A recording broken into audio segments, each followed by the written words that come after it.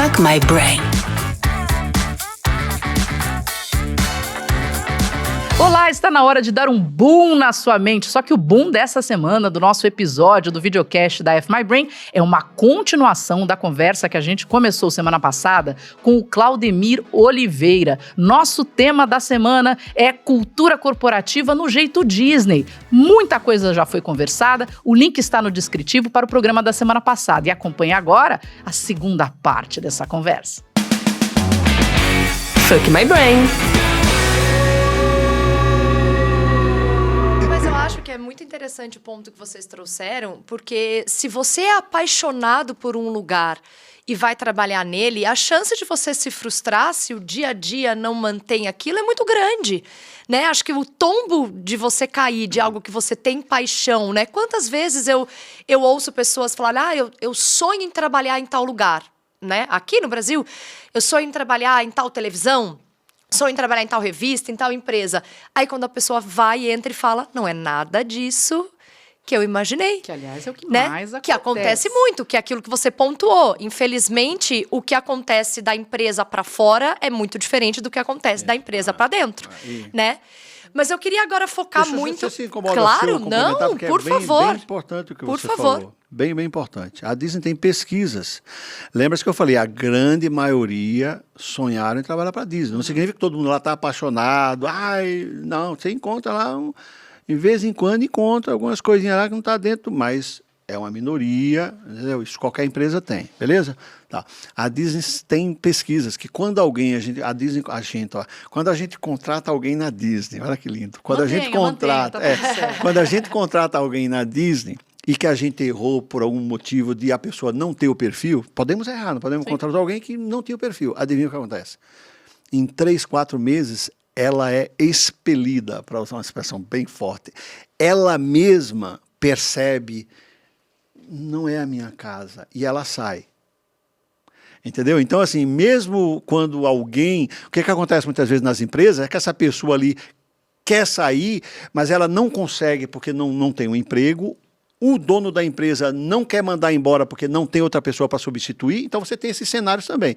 Mas na Disney se sabe que quando as pessoas entram e elas não se identificam com o perfil, elas mesmas pedem para sair.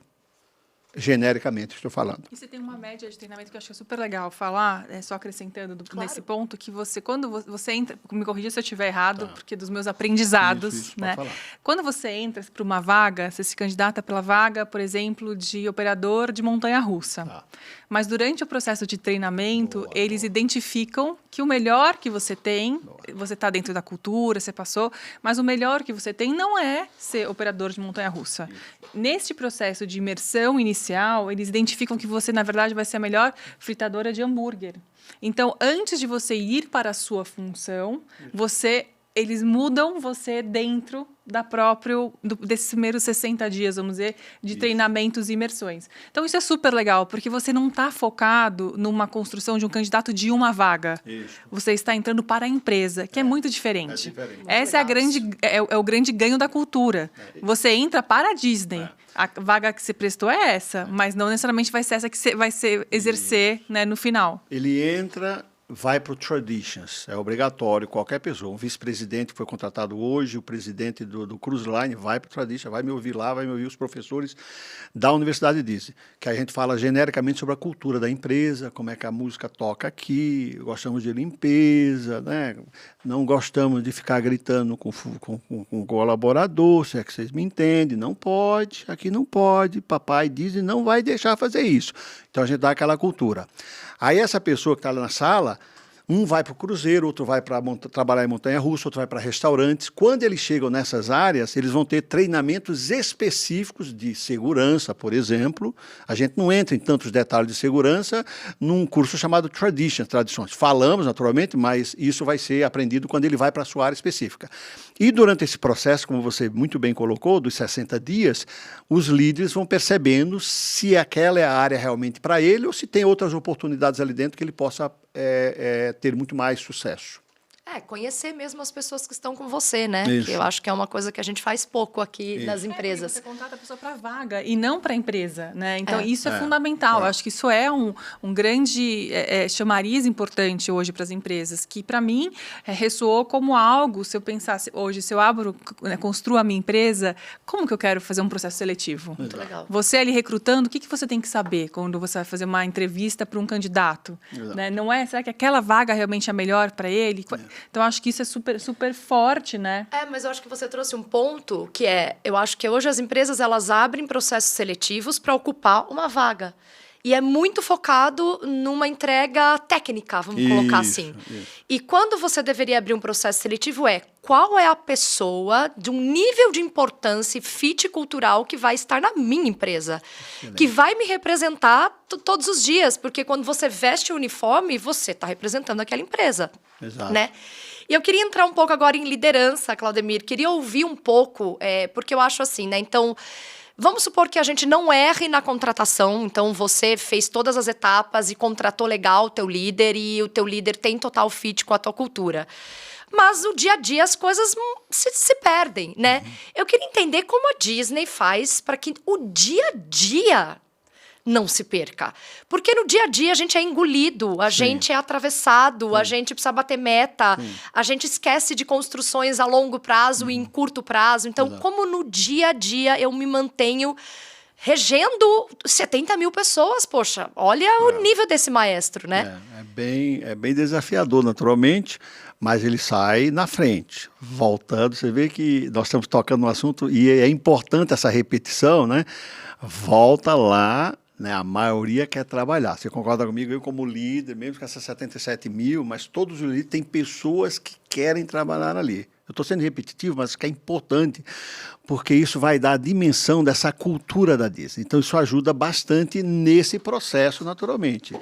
E é óbvio que a Disney vai tentando, as pessoas que ainda não se adaptaram àquela nova função que eles estão fazendo, né, oportunidades fora daquela área, a empresa tenta de todas as formas, naturalmente, recolocar essa pessoa aí. Mas se não der, como qualquer empresa, ou a pessoa decide sair, ou a Disney decide mandar. Isso é normal em qualquer empresa. Então, isso acontece naturalmente e a liderança tem que ter as entregas, né? É performance. Só para vocês saberem, quando eu saí da American e da United Airlines, quando eu entrei na Disney, alguém falou para mim assim, Claudemir, olha, você vai trabalhar bastante no Mickey, hein? Eu falei, mas imagina, trabalhar com Mickey Mouse é o meu sonho, né? Aí eu falei, mas te preparas. Existe uma pesquisa que diz que um funcionário da Disney equivale a quase 3 em uma empresa normal. Aí o pessoal olha para mim e fala, você está exagerando, não está? Eu era gerente do call center da American Airlines no Brasil, tinha mais de 70 funcionários. Tá? Na United, eu era o gerente comercial de São Paulo e Sul do Brasil, tinha uns 18 pessoas na minha equipe. A Disney me contratou para eu ser líder global de treinamento e eu tinha uma secretária, que era dividida comigo e mais um outro líder, e um assistente. Nossa, eu estava achando que havia um número alto. É o contrário. Então, é uma empresa extremamente... Se você não for apaixonado pelo que você faz, você não dá conta. Então, isso faz com que a empresa seja uma empresa... Por que muita gente quer um funcionário da Disney? Porque eles já sabem que são funcionários que entregam. O Mickey Mouse, esse rapazinho aqui, ele é espetacular. Ele sabe... De convencer. Ele sabe te convencer a fazer mais do que os outros. Por isso que a empresa é o que é. Mas então, antes de eu te passar, só para eu concluir essa pergunta. Então, eu chego à conclusão nesse episódio, corrija-me se estou errada, que o segredo é que, antes de qualquer coisa, a pessoa precisa querer muito trabalhar na sua empresa. Isso. A Disney é fácil, ela tem um complexo da magia, algo que transcende qualquer coisa. Você nasceu e você viu as princesas, você viu o Mickey. Eu acabei de abrir uma empresa. Como é que eu faço as pessoas quererem vir trabalhar comigo, então? Excelente pergunta. Eu vou dar um exemplo do Vale do Silício. O que fazem essas empresas quando começam? Ela não tem um atrativo. O que elas fazem? Torna você sócio. Se você for analisar profundamente, quando você não tem essa cultura, é através da sociedade. Ou seja, eu chego para você e falo, pô, te quero tanto. Eu falo para a Claudemir, não, vem, eu não tenho como te pagar. Aí o que eu faço? Eu te motivo de alguma outra forma. Então, naturalmente que vai haver vários formatos de fazer isso, mas em geral, uma empresa que acabou de abrir, ela, ou o líder, né, quem fundou, sabe convencer alguém a dizer, vem comigo, né, que você vai estar bem, ou ele vai ter dificuldade. Então, tem muito a ver com a liderança. Olha que interessante. É impressionante. Quem fundou essa empresa? Esse cara ou essa cara, ele é tão entusiasmado que ele consegue vender para você, vem comigo. Se ele não tiver esse poder, ele não vai conseguir atrair talento. Antes da pergunta em si, o que na minha cabeça ficou do que vem antes até disso, é que antes de querer convencer as pessoas, ou que elas se apaixonem para a minha empresa, é que eu não posso nascer sem uma cultura, sem essa definição. Então, acho que o ovo e a galinha, né, tem o nascimento da cultura.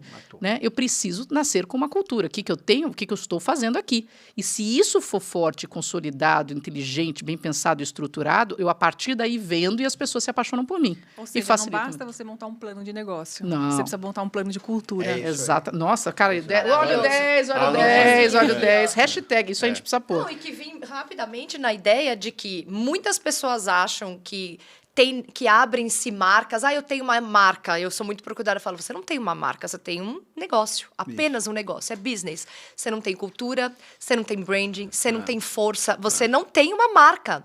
Você não tem pessoas apaixonadas pela sua empresa. Isso. Você tem apenas uma troca financeira. Você vende um produto. A cultura, ela cresce junto com a marca. Exatamente. Exato. Que é o que vai fazer perdurar. Isso. O negócio, ele está apenas relacionado com o resultado financeiro. Exato. Então, a gente perdeu um pouquinho dessa correlação quando a gente, como sociedade, está tão pautado numa construção de negócio e resultado de curto prazo, porque cultura e marca é de longo prazo. E demora. Cultura antecede lucros. É a cultura da Disney que trouxe essa empresa há 100 anos.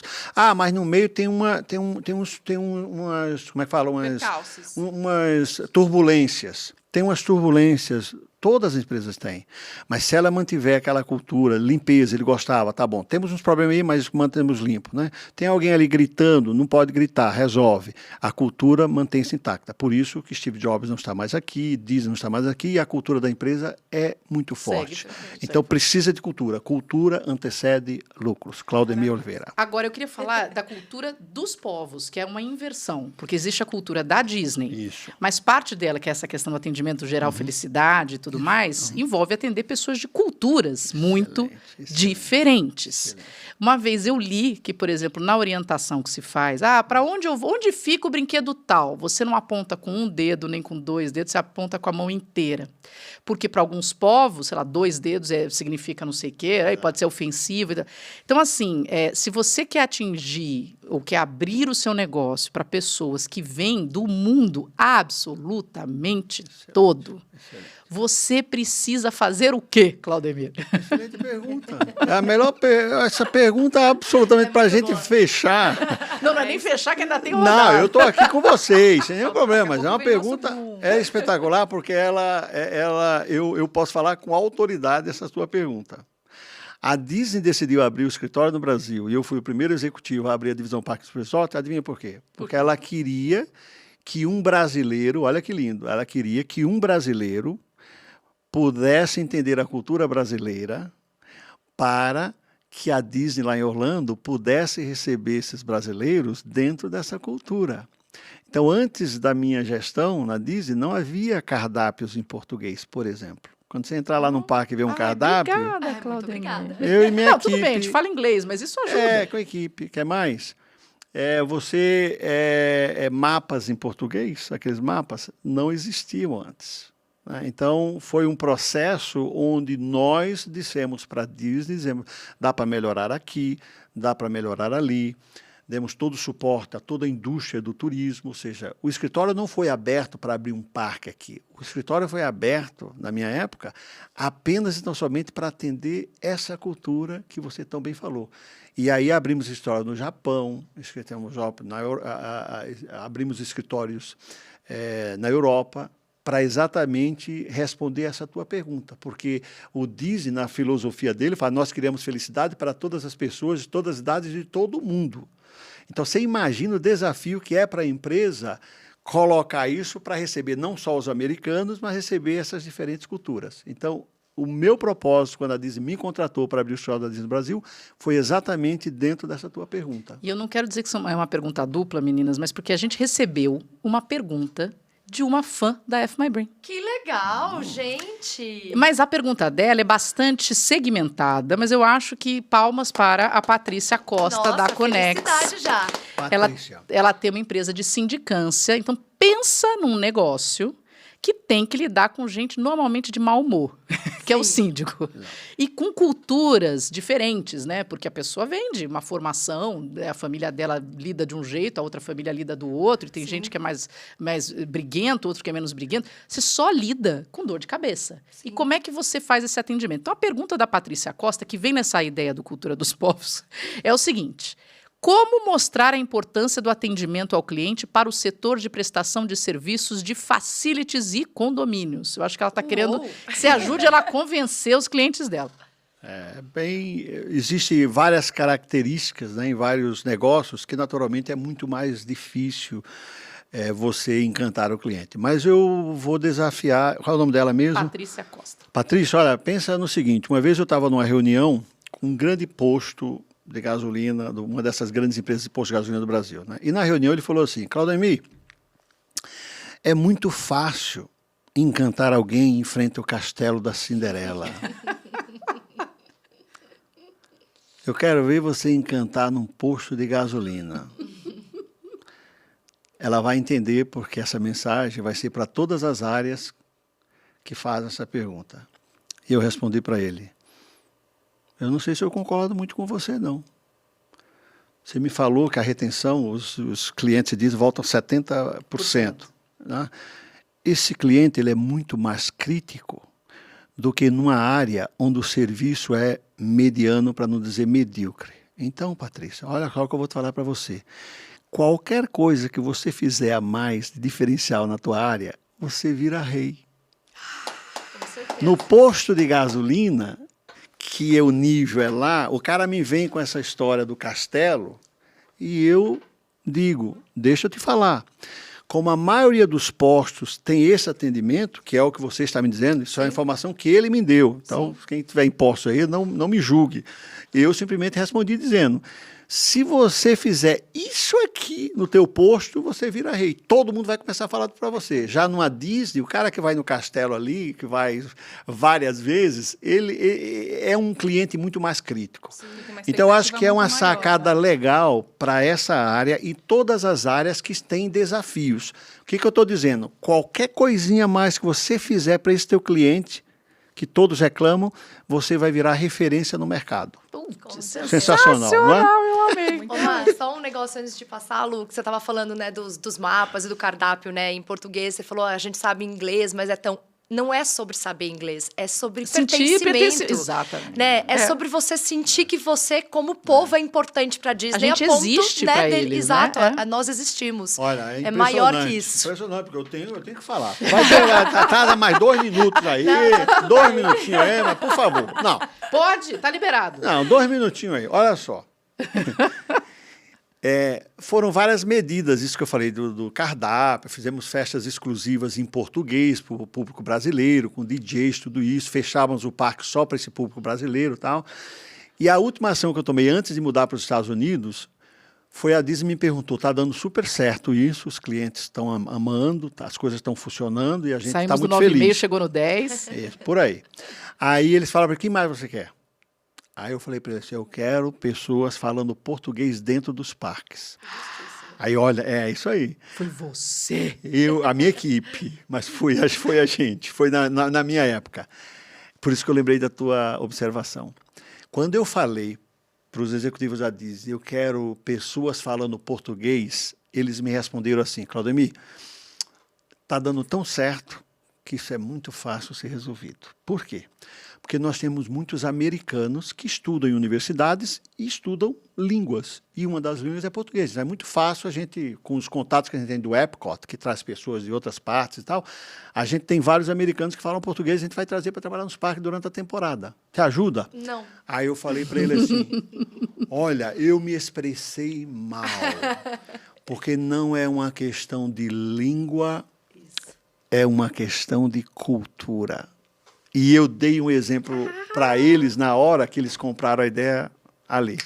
Eu falei, se uma criança brasileira estiver perdida, chorando, e um americano que fale a língua dessa criança, que é o português, ele não tem a cultura para se aproximar dessa criança. Provavelmente ele vai se aproximar, ou ela vai se aproximar e dizer assim, olá, bom dia, eu posso ajudá-la? A criança vai entrar em desespero. Se eu tenho um brasileiro no parque, ele percebe aquela criança e que é brasileira, como que vai ser? Amor, é cultura. O que aconteceu? Então foi o meu maior insight na hora, e por isso que eu te agradeço por ter essa sintonia acontecido sem a gente planejar absolutamente nada. É uma questão de cultura e não de língua. É, muito verdade. Cara, eu tô muito feliz. O quão da sua fala você repete cultura? O quão importante é falar sobre cultura? E é repetição. É treinamento, é capacitação, é um olhar diferente. Então, a minha pergunta é sobre a cultura de adaptação sua quando você saiu do Brasil e foi morar lá. Como que foi essa sua cultura de adaptação de um executivo brasileiro daquela marca, mas agora num novo ambiente, numa nova cultura? Excelente pergunta. Tá 10 aí, 10. 10. Eu já até deixei. O 10, negócio deixa tá aí, notado pé, esse tempo todo. Aqui não tem 9,5 não. 10, é 10, é uau. Eu já tinha tido a experiência na American Airlines e na United Airlines, então eu já conhecia um pouco da cultura das empresas americanas, mas tive vários aprendizados. Primeiro, que o fato de eu ter ido para a Disney e ser outra empresa americana, 3 gigantes, né? Eu percebi que as culturas são diferentes de todas elas. Mesmo sendo americanas, são diferentes. Então, eu tive de me adaptar a essa cultura. Por exemplo, por que eu falei da Cristina do Nubank? Eu não tenho nenhum... Eu sei que ela é doida por Disney, mas eu falo dela porque ela tem esse negócio de horário, né? Que tem que chegar e tal. Eu tenho isso. Não, você tem uma também? paranoia com horário. Então, eu quando trabalhava na American Airlines, o avião tem que sair no horário. Pelo amor. O avião tem... Quando um avião sai atrasado 10 minutos, vocês não têm ideia do problema que é para a operação e para o rating da empresa, tudo isso aí. Então, eu me adaptei. A vida é a respeito de adaptação, né? Você vai se adaptando àquelas culturas, né? A cultura da Disney é totalmente diferente da América, da United Airlines. Agora, nós temos uma grande vantagem como brasileiros. Você imagina o seguinte, né? Os americanos me pediam para fazer planos de negócio de 5, 10 anos. Eu ria depois que saía da cama. Eles querem um planejamento de 5 anos no Brasil, é isso mesmo, né? Eu falo assim, ó, tem que fazer, vamos fazer. E fazia o planejamento. Vamos ter que mudar a cada semana, mas não tem problema. Vocês querem assim? Vamos trabalhar assim. Então, você vai se adaptando, né? E tem uma frase famosa que eu uso, acho que os gaúchos que usam esse ditado, fala assim, é no balançar das carruagens que as abóboras se ajeitam. Você tentar colocar uma carruagem parada, colocar abóbora, ela não se ajeita, mas na hora que ela começa. A vida é isso. Você nunca tem todas as respostas, mas você precisa se movimentar. E ao se movimentar, você vai se adaptando a essa nova cultura, você vai tendo oportunidades de aprender, de melhorar e fazer muitas coisas interessantes. E nós brasileiros temos essa vantagem de termos de nos adaptar a coisas diárias. Então a gente dá show, na verdade, quando vai trabalhar numa empresa dessa, porque a gente tem essa agilidade. E eles sabem disso. A gente se vira nos 30. Se vira nos 30 e resolve, tem que resolver, vai ser resolvido. Então, eu acho que essa é uma vantagem nossa diante das nossas dificuldades. Uma dificuldade que acaba gerando para o executivo uma adaptabilidade muito rápida às circunstâncias. E eu acho que a vida é sobre isso. Definitivamente. Bom, acho que eu fecho, né, a rodada de perguntas antes do nosso boom. Antes da Mas gente... já tá acabando, é isso? agora Já, vai precisar. já. Mas você volta. A gente faz no outro, você volta. Na hora que você pisar no Brasil, você volta. Eu não Vai falar senti, também. eu não Ó, senti. a gente vai gravar o próximo na Disney. É, isso aí, ó, gostei dessa. No castelo da princesa. Nossa senhora, eu não tenho maturidade pra esse episódio. Se bem que eu tô mais pra usar a roupa da Rey, do Star Wars, enfim, sou parecidinha. Não, Marina, Ih. não. Ah, gente, Princesas, adoro. para. Ah, Vai ter que ser parte 1, vou de Mary Enfrenta o Poppins. Castelo, parte 2 no Star Wars Land. Exatamente. Exatamente. Claudemiro, uma das coisas que estão aqui na minha cabeça que não para, é uma pergunta latente. A gente está falando tanto de cultura, de uma cultura forte, que eu queria saber de você se existe algum exemplo para você de empresa que tem uma cultura tão forte quanto a da Disney. Olha, eu tenho Ele vai dizer que não. Não, tem. Suspeitou. Tô brincando. Tem. Uma empresa que eu sou absolutamente fascinado. Várias empresas, mas vou colocar ela porque é a empresa que veio na minha cabeça agora. Enquanto você estava projetando a pergunta, eu já estava pensando. Meu cérebro já estava correndo atrás dela. Chama-se Nordstrom, que é uma loja de luxo do varejo americano. É uma centenária, 1901 foi fundada, ou seja, 122 anos de existência. Eu levei um grupo de brasileiros nas minhas imersões que eu tenho em Orlando e fomos visitar a Nordstrom. Me perguntei ao vice-presidente, todo mundo perguntou, como que vocês fazem para serem considerados melhores em atendimento ao cliente no varejo de luxo há mais de 120 anos, desde 1901. Aí o vice-presidente olhou para mim, para todos os meus clientes, e falou assim, eu tenho uma informação que vocês não vão gostar muito. A gente na Nordstrom, desde 1901, há mais de 120 anos, a gente não treina ninguém na Nordstrom. Silêncio na sala, como está Aqui agora também. aqui. Todo mundo ficou, o que ele está querendo dizer? Como não treina? Se treinamento é tão importante. Ele olha para a gente e fala assim, aqui na Nordstrom, desde 1901, há mais de 120 anos, quem treina todos os nossos colaboradores são os pais deles. E por que eu lembro dessa história? Porque ela tem muito a ver com Disney. O Walt Disney tinha uma frase que dizia, contrate um sorriso, contrate uma atitude e depois a gente ensina as técnicas, que está dentro daquelas perguntas que você fez durante a entrevista. Total. É espetacular ou não é É espetacular? muito espetacular. E olha o que o cara da Nordstrom arremata, o grande final dele. E aí eu já era apaixonado pela marca e hoje visito eles e é case nos meus livros e tudo isso aí. Ele olha para todo mundo e fala assim, o nosso único trabalho desde 1901, Claudemiro Oliveira, é escolher os melhores filhos. Meu Deus do céu, eu quase caio. Eu me apaixonei ainda mais pelos caras. Cultura, a atitude, por isso que a entrevista, o processo de RH, por que eu amo tanto o RH? Por que eu brigo tanto com as grandes empresas que tratam o RH como se fosse operacional? Meu Deus do céu, departamento mais estratégico da empresa, onde vai fazer as contratações. Vivem sendo mandados, pega fulano, traz cicrano, tal área precisa de fulano.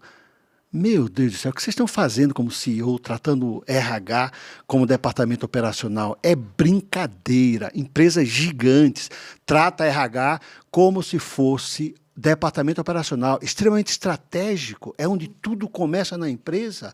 Tudo que a gente falou de cultura aqui, se tiver alguma chance dessa cultura permanecer, é o RH. Sim. Absolutamente surreal. Surreal o que eu vejo nas empresas tratarem RH como departamento, manda fazer isso e aquilo ali. Por incompetência dos CEOs e incompetência de preparação das áreas para não pedir ao RH funcionário de última hora. Essa é a grande verdade, pessoal. Essa é a grande verdade. Gente, nua e crua. Maravilhoso. Eu só quando eu quase pedi um minuto de silêncio para a gente refletir, porque é muito conteúdo, é muito provocativo, rico e embasado, é um negócio impressionante.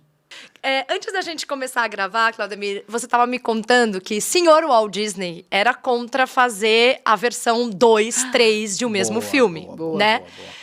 Então, porque para ele o maior bem da Disney era uma empresa de criatividade.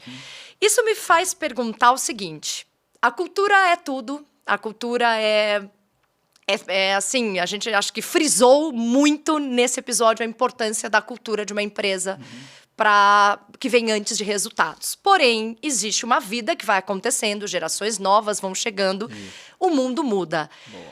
O que a gente pode mudar de uma cultura e o que a gente atualiza, dá uma roupada, que é legal, mas não se perde? Tipo assim, a gente hoje tem a versão 2 e continua sendo a Disney. Como é que a gente faz isso? Excelente. 10, uau. 9,5. Agora, não se esqueçam, viu, que existe o paradoxo da excelência. Que é? O paradoxo da excelência, o que é? Quando eu consigo 10, eu já sei, o paladar não retrocede. Eu já sei o teu 10. É espetacular isso, pessoal. É pena que não vai dar tempo para a gente explorar isso aqui. O paladar não retrocede. Significa que o 10, quando eu te dou um 10, eu fico tão encantado com você ou com alguém 12. Que agora o que acontece? Eu já sei o que é o 10. É como se o 10 se transformasse no 9,8. É verdade.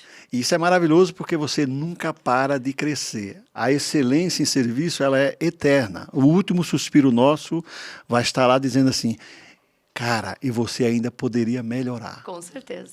Então, é infinita. Mas voltando à sua pergunta, que é 10 aqui, né? É muito legal. Você falou bastante que nós falamos da palavra cultura. Se a gente for colocar quantas vezes a palavra cultura foi colocada aqui, é um negócio surreal. Mas é muito, muito interessante, porque tem tudo a ver com cultura. Agora, dentro da tua pergunta, essa cultura, ela tem que ser elástica. Exatamente para entender esse novo mundo, essa nova geração. Quando eu abri a Disney no Brasil em 95, era aquela fase de grupo gigantesco de brasileiros, de adolescentes, com a camisa amarela, vermelha nos parques. Primeira vez que eu fui para lá foi em 95. Olha só, em 95, os jovens, tirar foto com o Mickey era o auê. Pergunta para um adolescente de vocês, se ele não vai responder hoje assim: mãe, que mico é esse, hein? Tirar foto com o Mickey. As coisas mudam em pouco tempo, estamos falando aí 2 décadas, né?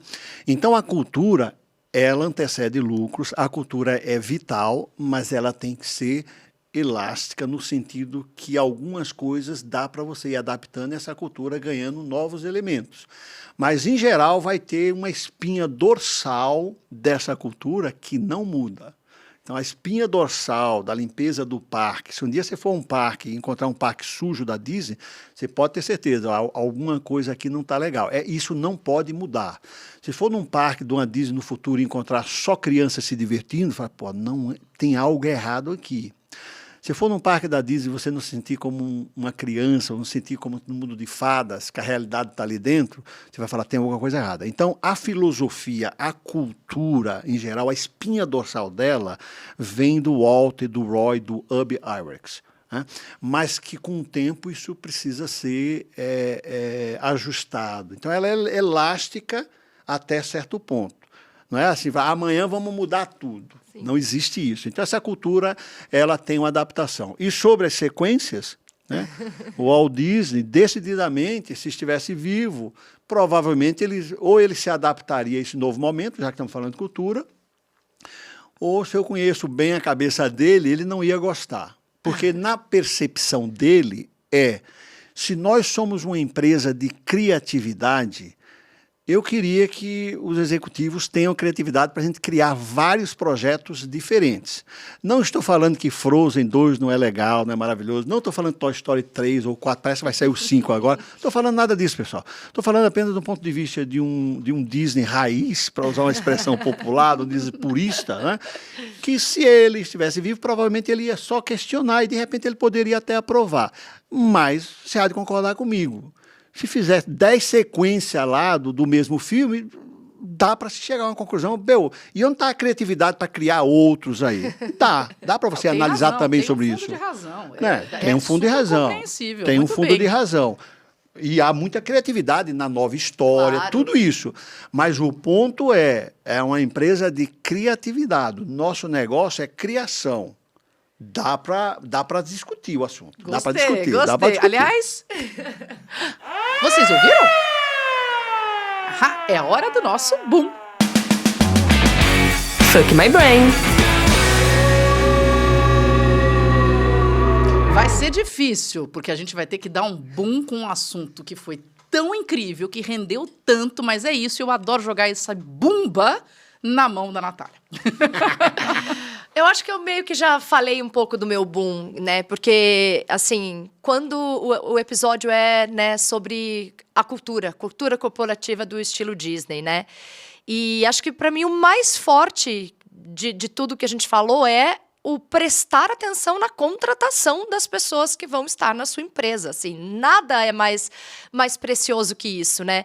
Que a gente tem que parar de contratar pessoas técnicas, puramente técnicas, por um olhar apenas do seu currículo para ocupar uma vaguinha e contratar pessoas, os melhores filhos, como você bem colocou, né? E contratar pessoas que vão estar na sua corporação. Eu acho que essa é a mudança de tudo, porque se a gente quiser falar de cultura, são pessoas que vão jogar o jogo junto com você, que vão ter totalmente a compreensão dessa cultura, que vão disseminar essa cultura, que vão garantir a manutenção da cultura no dia a dia da sua empresa.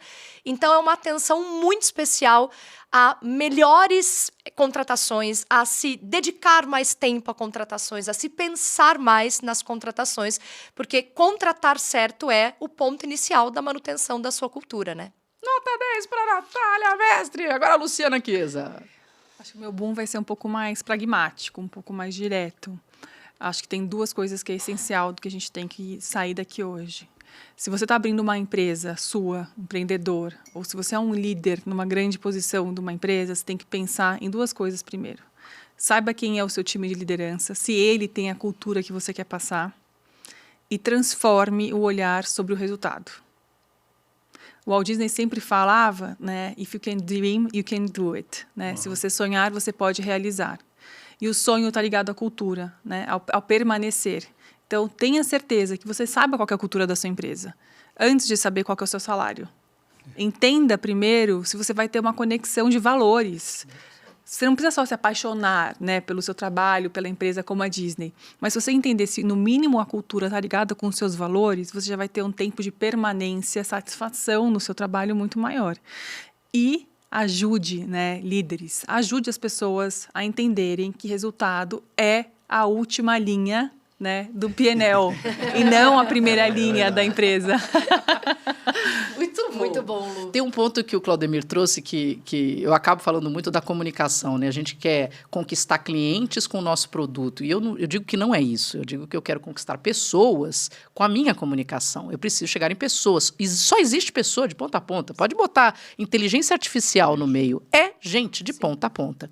E aí, a gente quer conquistar os consumidores, que eles amem o nosso produto, que eles adorem o nosso negócio. Quando eu não estou conquistando os meus colaboradores, o meu elenco, né? Cadê? Eu quero essas pessoas apaixonadas aqui porque elas acreditam no que a gente está propondo. O grande lance é o que a gente está propondo. Quem sou eu nessa história como empresa? Né? Eu nasço do quê? O que eu quero? Como é que eu funciono? Que é toda essa cultura que ele está falando. E é muito gostoso e a gente poder se apegar nisso e entender que realmente é por aí que a gente tem que caminhar. É fincar essa cultura, deixar ela muito clara, bater nessa tecla constantemente o tempo todo, ao longo de todos os anos, e botar para acontecer. E aí as pessoas se apaixonam, e as pessoas ficam, as pessoas se interessam, e assim, tá aí o sucesso. Tá o sucesso de restaurantes, que aqui no centro de São Paulo tem 40, 50 anos, né? Você chega lá e segue sendo aquela coisa apaixonante, pessoas que estão trabalhando há 30 anos no mesmo lugar e felizes. Então é isso, não é só o dinheiro, não é só um negócio, é realmente uma relação. E muito obrigada, viu, Claudemir? Privilégio imenso estar com vocês aqui. Meu boom. Quando você começa a agradecer, você entende o tamanho das coisas. E quando você entende o tamanho das coisas, você entende o seu tamanho. Marina, obrigado pela oportunidade. Desejo a todos muito sucesso. Espero voltar a encontrar todos vocês aqui pessoalmente, quem está nos vendo, para eu dar um abraço de gratidão. E gratidão por vocês terem proporcionado perguntas que me deixaram tão bem. Que bom. Me senti em casa. Literalmente. Até mini Mickey. Fluiu totalmente. E a vida é bela, pessoal. Gente, A vida é que bela. E olha, para quem não conhece o trabalho do Claudemir hoje, né, no Seeds of Dreams Institute, por favor, acompanhe. E os livros que ele tem, assim, as leituras são riquíssimas em história, em conteúdo. Esse que eu estou lendo oficialmente aqui, olha, você já comeu água, é psicologia positiva pura, inclusive já citei ele aqui em outro episódio. É um trabalho... Todos os livros, né, vão estar descritos. Vão estar no descritivo, os livros, imagina, não posso esquecer de botar todos os livros aqui no descritivo. E agradeço demais todos vocês que acompanharam essa nossa conversa. Repasse, compartilhe quantas pessoas precisam disso. Manda para o RH, manda para o CEO, dá aquela compartilhada na empresa. Olha o quanto você pode fazer de barulho transformador. Fuck my E para brain. quem ainda não se inscreveu, por favor, não perca nada do que a gente coloca aqui, que só tem conteúdo incrível para dar um boom na sua mente. Atenção, no YouTube, @canal FMyBrain, no Spotify, @FMyBrain e no nosso Instagram, @FMy.brain.